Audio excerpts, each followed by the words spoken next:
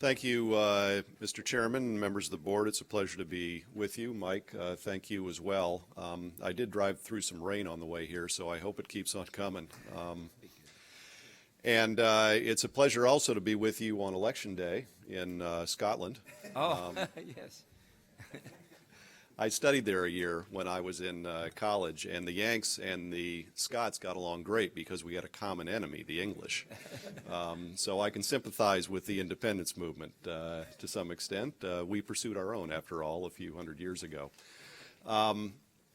I want to talk about performance measures. It's a big subject. It's a subject that my own personal evolution has been one from deep skepticism to really enthusiastic acceptance. And so I sort of want to chart that evolution and hope that maybe some of you can travel that road as well. Let me get into it. There's the Bay Bridge. We didn't help build that one. It was the other one on the other side. That one's doing just fine. There are, I think, a couple of different motivations, and this isn't just a California or a Bay Area conversation. It's a national one about why performance measurement is looming larger. And obviously, in a lot of other fields, education is the one that probably has the biggest national profile. There is a lot of interest in trying to get more bang out of our buck of public expenditure. The phrase I use, that doesn't originate with me, I heard it somewhere in Silicon Valley at one point, is, we've run out of money, now we'll have to start thinking. And I think to a large extent, like a lot of governmental enterprises, transportation and housing planning are in an era of very much constrained resources. So that places, I think, a much greater emphasis on getting what we can out of the money that we have, because we're probably not going to get a whole lot more.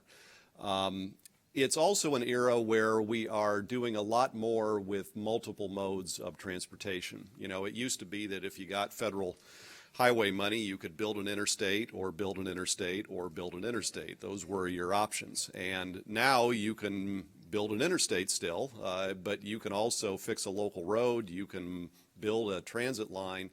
And the question arises, well, how do you choose among those things? How do you compare an apple and an orange and a grapefruit and a banana? And I think performance measurement can help you do that as well.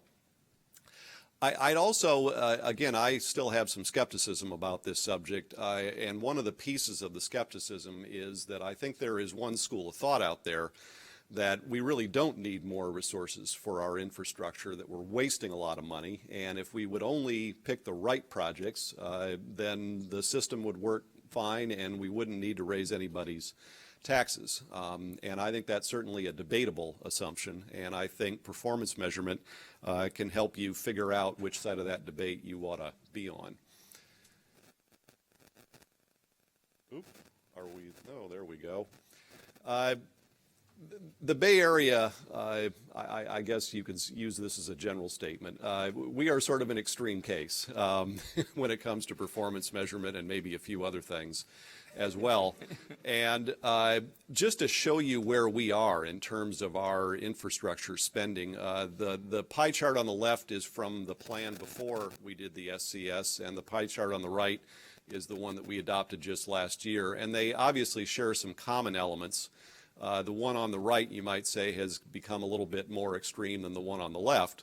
On the left, you will see in blue, both the checkerboard one and the dark blue one, that we're spending, this is the forecast going out 25, 30 years, we're going to spend 81% of our money just operating and maintaining the existing transportation network. The plan we just adopted moves that needle even further, where we would spend 88% of all the money that we think we will have available just fixing potholes, just replacing the buses on some kind of reasonable schedule. That clearly places an enormous premium on spending the remaining funds that we have, 12% of the money, on the right things, because we have so little room to maneuver because of this huge maintenance backlog. And that, in part, one reason we're extreme about that is because we're one of the older settled places in California. And so we've got stuff, the municipal railway, the San Francisco transit system is 100 years old. BART, which we're used to thinking of as some newfangled thing, BART is in its 40s and has the oldest rail cars operating in the United States. So we have a very large maintenance backlog to deal with.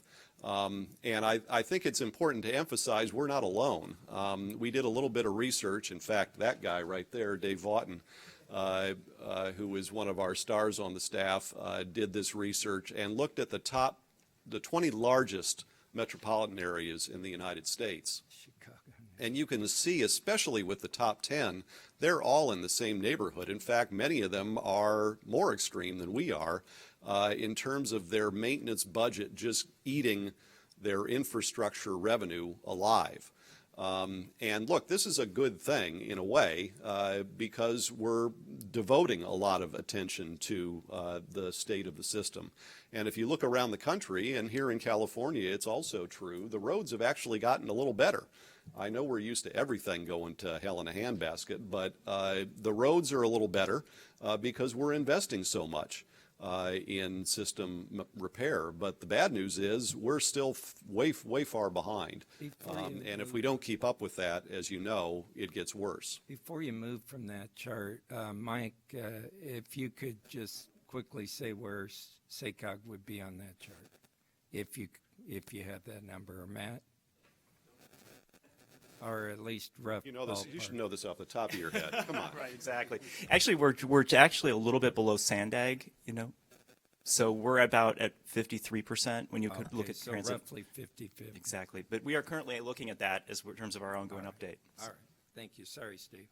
Not at all, and please interrupt me as you will as we go. And look, I think a lot of this information on this page it sort of makes some intuitive sense as well. What you've got, especially on the left-hand side, is a lot of the older eastern metropolitan areas. Some of the newer places in the Sun Belt obviously are spending a lot of money still expanding their system. So to some extent, this is not a choice, it's a necessity in some places, but I think it's also a choice. And several years ago, in fact, several plans ago, we made a conscious decision in the Bay Area to spend more money on reinvesting in our system, and not just on the highway system, on our local roads and our public transit systems. And Fix It First is the shorthand for that policy, and we feel very strongly about it. So we've got funding constraints, and we've got this maintenance monster growing on our infrastructure budgets. And in that era, we are being asked, under Senate Bill 375, we're being compelled to set and try to achieve some pretty aggressive performance targets. And that obviously is a bit of a vice for policymakers like you, because it's sort of like the whole thing is closing in on you. We're going to give you less money and more mandates, and we want you to do better, okay? There is also the fact in my region and yours, in just about any region in California, there is just a lot of government, and there are a lot of players. And it's not as if the MPO is the one that's in charge of the whole shooting match. God bless my region. We've got 24 public transit operators. I expect you have fewer. I certainly hope you do. But we've all, there are so many owners and operators in our transportation networks, and to try to make one plan and get everybody pulling in the same direction, as you well know, is a real challenge, and that's a real challenge for performance measurement as well. Oh, I don't want to miss Mel Gibson. I use this slide all the time, so it's not just today. Performance measurement is not for the faint of heart. This is William Wallace, of course, who led Scotland to independence in the 14th century, only for that no-good James VI to give it away in 1707. Little topical commentary there. Wallace was like a foot taller than Mel Gibson, by the way. He has a monument right across the road from the school that I attended, and they have his sword in there, and it's just ginormous. You wouldn't believe it. So let me dive now a little bit deeper into what we've actually done in the Bay Area. And again, I've often remarked that I think one of the best things about Senate Bill 375 is that it's enabled so much learning to occur, especially among the four largest MPOs. We call ourselves the Big Four. And we spend a lot of time with each other, and I'm happy that this learning is taking a little bit more of a formal step today. But I certainly hope you will learn from whatever success we've achieved, and I think probably more importantly, learn from our failures and shortcomings, because you often learn, I think, much more from failure than from success. So, we have been at this a while, and I think just as we have been telling a lot of folks who are maybe a little bit skeptical of MPOs that we've been doing sustainability for some time, and we were doing it before we were required to.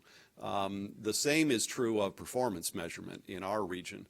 And you can see that we have evolved over time and gradually have been biting off more and more of this subject, so that in the current plan, we are looking at scenarios not only related to transportation investment packages, but land use strategies and how they affect each other.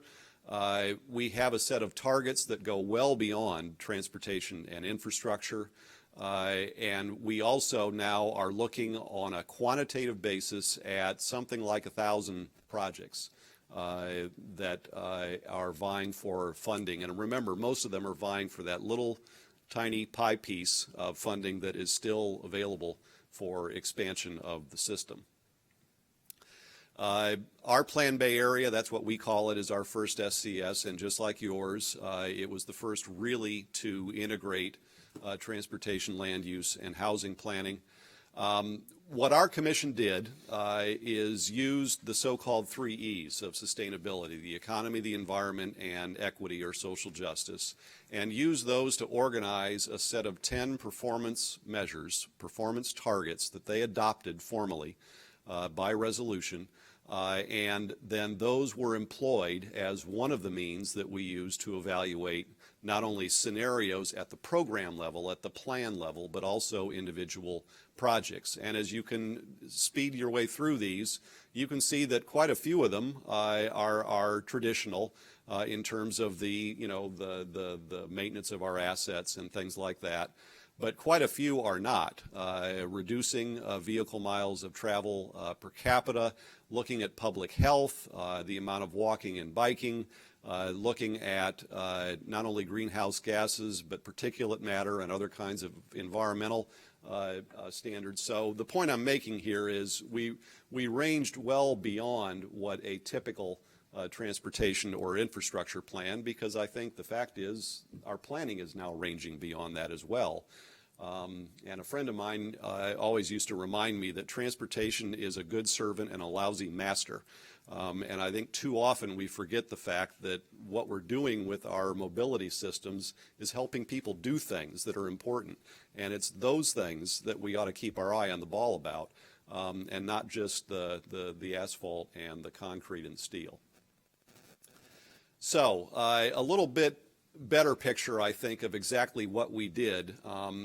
We did 2 levels of performance assessment at the scenario level. In other words, looking at different versions of the plan that we might adopt.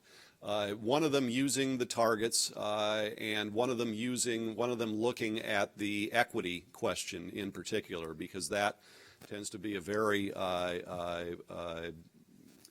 very hot topic in the Bay Area, quite litigious topic, I might add as well. We also then did a set of project level assessments using both the targets that the Commission had adopted, as well as a more traditional benefit cost analysis, where we assign benefits and we take the cost of the project and see whether the benefits exceed the cost. Now, one of the most important questions, I think, about performance assessment is what projects are you going to test? And we have a debate every time we do a plan in our region about something. The nomenclature we use is committed projects. What projects are committed? I mean, the legal analogy is double jeopardy, right? You know, that once you go through the trial and you're exonerated, they can't come back and prosecute you again. And the idea here is that once a project reaches some level of readiness, there ought to be a point where you say, enough. We're not going to relitigate this. We're not going to redebate it. We're not going to have another chance for the opponents or others to say, we don't like this project anymore, stop it. What we did in this last plan is we moved that line very close to the point at which the project actually starts getting built. And I think you could certainly argue whether we may have moved it too far too close to that point. But essentially what we said is that only projects that have environmental clearance and full funding are treated as committed. That opened up a considerable amount of projects that previously we would not have evaluated at all. We would have just said they're far enough along and we assume they're going to move ahead and we're not going to look at the performance. So this sort of grandfathering and committed project question I would commend to you as I think one of the most important you'll consider as you move into this field. So, as I said earlier, we did both a target assessment and a benefit cost assessment for projects in the plan. And these charts are a little bit tough to read, but I think if I just explain the orientation, you'll get it pretty quickly. In this case, we're looking at all the road projects. And the axis, the horizontal axis are the targets. And so if you help us meet a target, that's good, and you're toward the right. If you don't help us meet it, that's bad, and you're on the left. And then the vertical axis is benefit cost. So the higher up that axis you are, the higher the benefit cost ratio, the more cost effective the project is as an investment. If you're below the horizontal axis, your benefit cost is actually less than 1. And the typical answer in that case is don't do it. There are plenty of things we probably do in our society that are less than 1, but that's at least what the science of performance measurement would tell you. And I think one point I want to make here, and I'm talking a little bit out of school about my board of directors, which is not usually a healthy thing for a CEO to do. But I will say that I think my commission maybe got a little bit carried away on the performance targets. And they were pretty much stacked against highway projects. And that reflected a lot of debate that they've had over many, many years and a lot of debate they had in setting these targets. But when you look at the set of performance targets they established, they very much are trying to encourage alternate modes, transit, bike projects, and the like. And they're making it pretty tough on highway projects per se. And that's why you tend to see a lot of road projects on the left side of the vertical axis because the targets were more or less designed to produce that outcome. As it turns out, I don't think it was such a bad thing. Look, boards express their values. That's one of the things you do as a policymaker. And I think what was healthy in our exercise is we had not only that sort of more value-laden evaluation, but we also had pretty much the nuts and bolts by the book benefit cost assessment. And so we had both. And I think that in a way is preferable to presenting policymakers with one result and sort of treating you all like a bunch of robots, you know, that if the number is 5.6, you know, you vote yes, and if it's 5.4, you vote no. And that's not what performance assessment is at all. It is not intended to give you an answer or to dictate your vote. It's intended to inform you and inform your constituents and all the stakeholders that participate. And I've always thought an informed debate is better than an uninformed one. And God knows we have plenty of uninformed debates in this country. And this is an example, I think, where having multiple data points and different frameworks for analysis actually served us well. Well, I'm going to get to that because I think these performance measures, and that's where really I was a skeptic, because my view was, look, this is politics, and, if someone is locked on a project, it doesn't matter what you tell them about it. They're going to stay with that project, and they'll find some other performance measurement that makes them look good. And what I have seen over time with my own commission is not that at all. Is a willingness to move off of ideas and a willingness to use these measurements to sort of weed out the bad projects and to move ahead the good ones. And I'll get to another answer on that question in a minute, if you'll let me.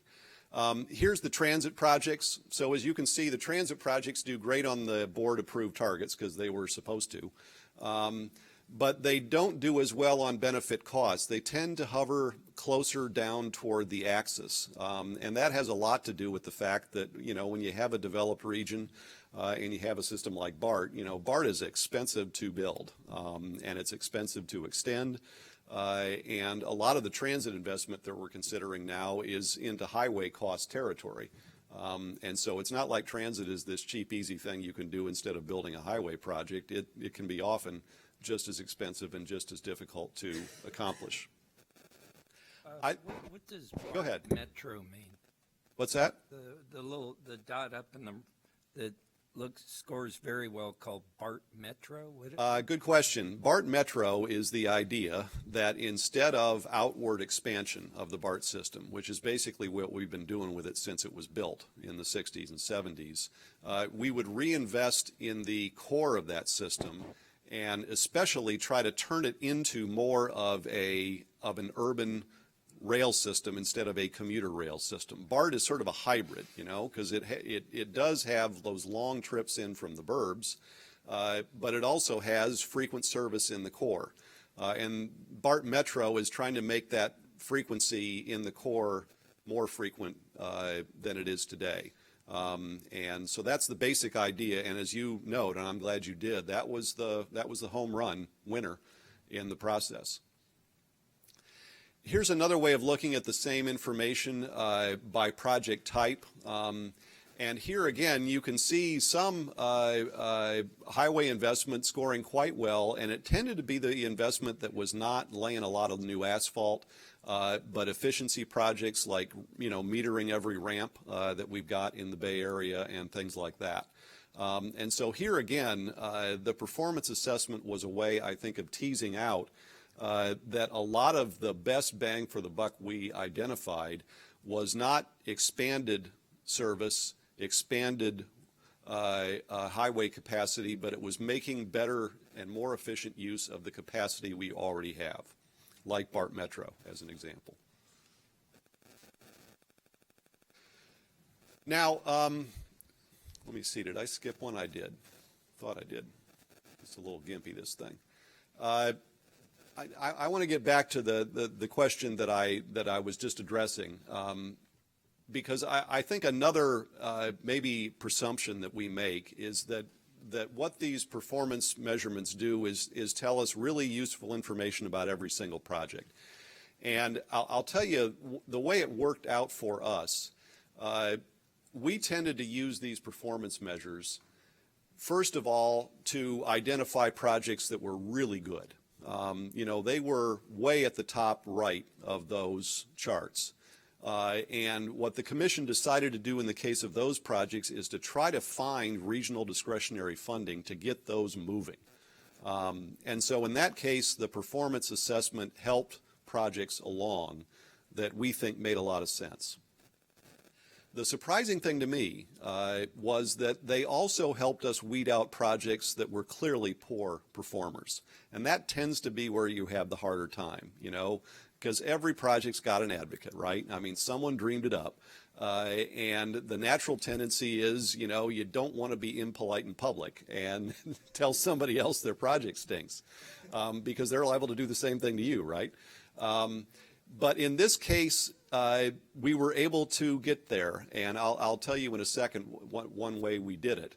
I think the other takeaway from this chart, though, is that the vast majority of projects that we evaluated were sort of right up the gut. They had a moderate score on the targets, not so great, not so bad, and they had a moderate benefit cost ratio. They were down at the 1.5 to 1 level. And, you know, I make a joke here, you know, nothing to see here, move along. But the way we use the performance results, we treated that massive projects in the middle as just move along. You know, we don't need to give you a whole lot more consideration. You look fine. You're checking out. And so I think a lot of the fear, in fact, that our project partners had, that, my God, you're going to make every project look bad. Well, what the assessment showed is that most of the projects were, you know, sort of like Lake Wobegon, you know, slightly above average. And they just scooted right through. And we spent our time, and the board spent its time as policymakers on the good ones and on the ones that looked like they really shouldn't make the cut. Now, the way we did that, for the poor performers, and I'll go back to a legal analogy, we sort of made them go through a court of appeal. You know, if you want to look at the performance assessment as like the trial court, right? Well, some of the projects got a pretty bad verdict. And so what we said is, if you scored poorly on either the target assessment or on the benefit cost assessment, you had to present what we called a compelling case to get into the plan. That your numbers at the outset weren't good enough. And so we actually laid out a series of grounds for appeal. And the appellate court was the commission, was in fact the planning committee of our commission. And so in some cases, projects were serving some kind of social justice or equity purpose. You know, there's a lot of transit service we run for, you know, low income, what we call lifeline, transit-dependent riders. And that's never going to pencil out on a benefit cost basis. But as a society, we think it's important to assure that lifeline of mobility. And so that was one of the ways in which a project could say, look, notwithstanding the performance results, we think there's another value that's more important. We did something similar for projects that were improving, significantly improving environmental quality. Maybe they didn't do it as well as some other project that wasn't improving environmental quality as much, but we thought that was worthwhile. So we had a series of tests like that, and Mike, I'm sure, can get you more information on exactly what those tests were. But the results of the tests were what I'm showing you on the pie chart. And here's where I think things were a little surprising. Because after all of those mitigating factors, you might say, to continue the analogy, there was still a set of projects that weren't going to make it. And they were going to have to show up for an appeals court hearing, right, in front of all their colleagues. What happened is, I think, a sort of classic case of peer pressure, that we ended up, 12 of the projects were withdrawn by their sponsors. That's the purple piece of the pie. 13 of them were rescoped, most of them just so that only the environmental phase of the project would be in the plan. And we had set out in the outset, if you just want your EIR in the plan, we'll put it in. We're not going to put you through the performance ringer yet. You know, we'll do it for the next plan. We had 8 compelling cases approved because they met one of the mitigating factors that I outlined. And we had 1 case that was going to have to show up at the appellate court. And literally the night before, they called us and they copped a plea and settled out of court. So it turned out that nobody ended up appealing, and the chips sort of fell, and people took their medicine. And again, you could have knocked me over with a feather that we were going to achieve this result. But I think it does tell you that everyone was sort of looking at the data, and they thought the process was fair, and they thought the mitigating factors were fair. And I think in some cases they were just willing to live to fight another day. So, last slide, and then maybe I'll just, let me spit this one out, and then we can get into all the questions you want. As I said at the outset, you know, our budgets are contracting in terms of money available for expansion. And, you know, we are all, I think, under a similar imperative And that, again, I think places a real premium on making sure we're expanding in the right places. As I said also earlier, our experience at least is that these performance measures aren't so much about discriminating among the vast majority of projects you'll see, but really weeding out the outliers at the upper end of the scale and at the lower end of the scale. That's really where they had our value. As I said also earlier, I would draw your attention especially to how you pick your performance targets, because very often the targets you pick will, as they did in our case, influence the results and the kinds of projects that emerge, and also pay attention to which projects you want to evaluate. And I'll mention that as the last point. We're spending 88% of our money on maintenance.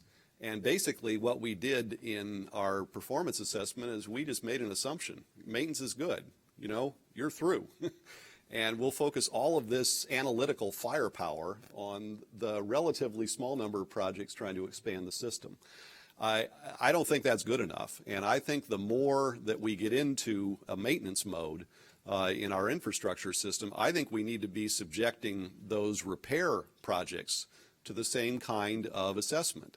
In other words, you know, do we need to spend, if we have X amount of money, do we need to spend that on the BART system or on the highway system? Which is in worse need?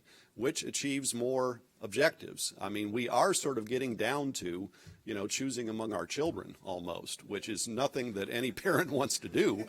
But the fact is, some of our kids are better off and some aren't in the infrastructure field. And so I do think that is really the next wave of work that we're going to be doing in the Bay Area, is looking at the state of good repair agenda, which is the vast majority of our resources, and see if we can develop a better analytical framework for our board to consider those policy questions as well. So I went on quite a bit. Yes, sir. I think you had the question. Go ahead. Well, Steve, first of all, this is really intriguing to see how you've used this tool, this set of tools, in a way to make the decision process more effective, and not to hamstring it and make it be a rigid, data-driven solely approach. I have a couple of questions. I'm interested in the benefit cost calculation and how was it a life cycle benefit cost or first cost only, or what kind of period for that? And second, I'm imagining something about this appeal process or compelling case requirement that I'd like to hear a little more about how that actually happened. Was it truly a court, or was it a court of the people here? The benefit cost is a bit of a minefield because like our board selected performance targets, you know, what you consider in the benefit side of that equation has a lot to do with who wins. And there are a lot of advocates, let's say on the left, who want to include, you know, the cost of the troops that we have in Saudi Arabia as part of the cost of having a highway project, right? I mean, so look, you got to draw the line somewhere and say these are the benefits and costs that we're going to consider. But there is, I think, and this is fair to acknowledge, there is a fair degree of concern, especially in the environmental community, that if you're only looking at speeds as your criteria, you know, highway projects will beat transit projects, you know, 9 out of 10 times. And so I do think there is a very important discussion to have at the outset about what do you include as the benefits and the costs that you will assess. I mean, we did use life cycle costing, and I would certainly encourage you to do the same. But again, best policy there is be as transparent as you can, lay out the assumptions, in fact, maybe have a debate about it. And that gets to your question about the compelling cases. As I tried to indicate, you know, we really didn't end up with anybody filing an appeal ultimately and having that appeal heard. But we had a full-on debate at our planning committee by our board members about what the criteria were for the mitigating factors. And, you know, we had one debate, in fact, I think that you'll understand the relevance. We have a lot of sales tax counties in our region. You've got a few as well. And there are some who think that if a project gets money in a voter-approved sales tax program, it is golden, you know, and it shouldn't even be in this performance assessment, right? Because the voters have spoken. And, you know, that has a lot of attraction. But the difficulty is that very often in those sales tax measures, what the local project has is like 20 or 30% of the money. And then they come to us and want the rest. And I think our board has consistently come down on the side of, if you want to fully fund a project with your sales tax, be our guest and we won't get in your way. But if you don't want to do that and you want to get money from us, well, that's a discretionary decision we have to make. And we think you should be subject to a performance assessment, just like a project that the voters didn't approve. And so that's the point, that's the place they came down. I can imagine you might have a pretty good debate about that question. My point is, have that debate. And that's what we did. And again, I think it's all of that front end work and the fact that it was all out in the open, that it was extensively debated, that allowed these performance results to stick, you know, because the first thing that's liable to happen when you give somebody a result they don't like is they'll start picking apart the framework and, you know, and claiming that the analytical work is flawed. That's why my project's not doing well. And if you can do your work at the front end, you'll have far fewer of those debates. Steve, just quick follow-up on that. When you have a project that's getting funding from multiple sources, including sources that you have nothing to do with, let me use an example of intercity rail project like a CCJPA project, where some of the money might come from high-speed rail bonds, some might come from other sources you're involved with. Does that affect how you analyze it? Are you only looking at the cost benefit for the money you're putting in, or do you look at all the sources of money that are going into it? You're really getting to the question back, I think, to this issue of committed projects, because there are still, even though we drew the line much closer to project implementation than we ever had before, the vast majority of the projects in our plan we considered committed. For example, operating and maintaining the system. We're not going to have a debate about that. We're not going to subject the BART system to performance assessment and decide, well, we ought to turn it off, you know, because it's not really meeting its targets. So we also treated projects that were fully funded. You know, if they had full funding from non-regional discretionary sources, from whatever source, they're not subject to assessment. Because why have a political argument about a project that they're not even asking you for money? Well, but usually they are asking for some local. What I'm getting at is where there is some local match involved. Well, again, if it's local, we consider that committed. So if the county of San Mateo has put, you know, $50 million into a project and it's fully funded from other sources, not from us, then they're not subject. It's really for the projects that are asking us for money. And in our plan, I think it's probably similar to yours. The STIP we consider discretionary, and the SDP and CMAQ money, the federal money, we consider discretionary. Those are the two large sources of discretionary money in our plan. And if you're asking for that, then you're subject to performance assessment. For the entire amount, not just the amount you're asking? No, and look, I think I know where you're going, and we actually had a debate about that. You know, should we only subject the performance assessment to the cost of the project, the fraction of the cost that they're asking for the money from us? And we said no. I mean, you got to look at the project as a whole. All right, go ahead. Good morning. Morning. I was just recently attending a Flood Management Association meeting in Santa Clara, and some of the sessions were involving the Bay Area in regards to increasing sea levels. So how does that conversation now, you know, it's been going on, I'm sure, but how does that change how you invest in your area, or does it? It hasn't yet, but it's coming, believe me. And you, God bless you, I think you got through your first plan without any litigation. We had 4 lawsuits at the end of ours, and 2 of them are still active, and one of them, in fact, is raising this very question. Like you, we established a series of areas in our region where we wanted to grow, and especially with transit access and the like. We call them priority development areas, or PDAs, not public displays of affection, although they sort of are when you think about it, because we want to invest in them, right? The trouble is, if you map the PDAs in the Bay Area, just think of where the BART stations are. Think of where a lot of the major freeway interchanges are. And then you map that on the map showing where the sea level is going to rise. It's like almost a perfect match. Because if we wanted to decentralize the Bay Area more and move more housing development out to Livermore and Stockton and, your region and elsewhere, that's a great sea level rise strategy. I mean, it'll never get there, right?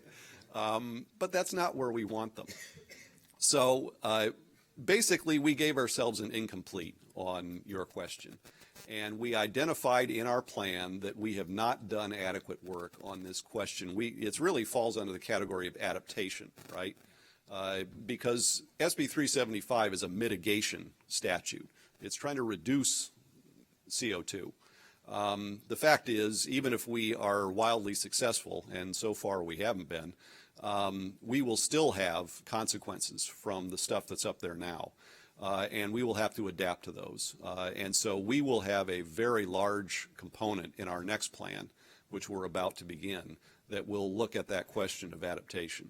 And we have, I think you're probably aware, we have a special state agency, the Bay Conservation and Development Commission, that has jurisdiction over the Bay.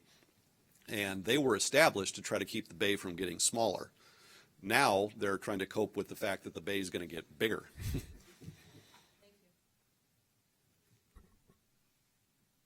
Other questions? Well, thank you very much.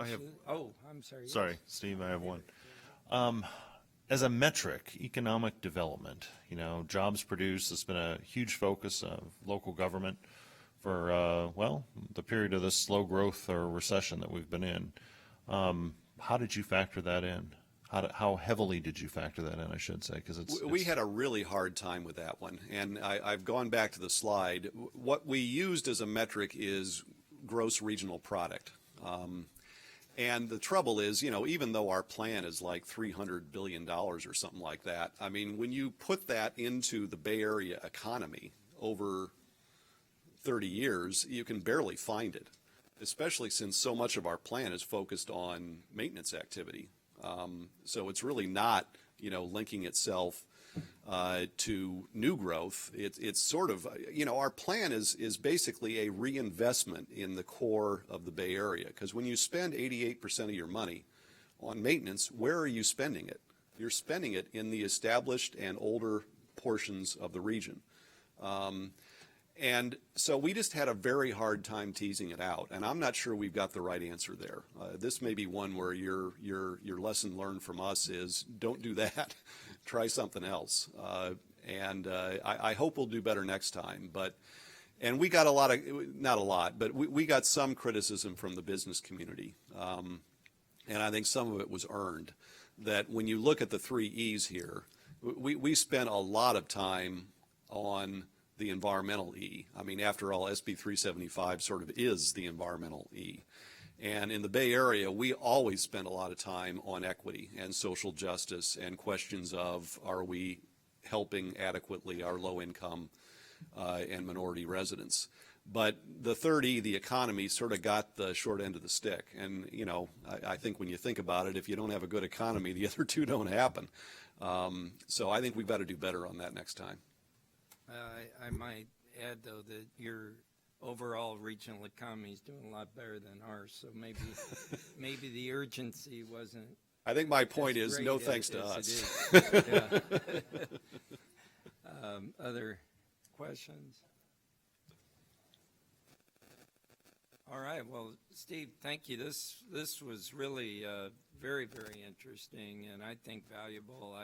When Mike first teed it up to me, I thought it sounded a little wonkish, but then there are a lot of wonks in the room. And, I was actually, counting on that.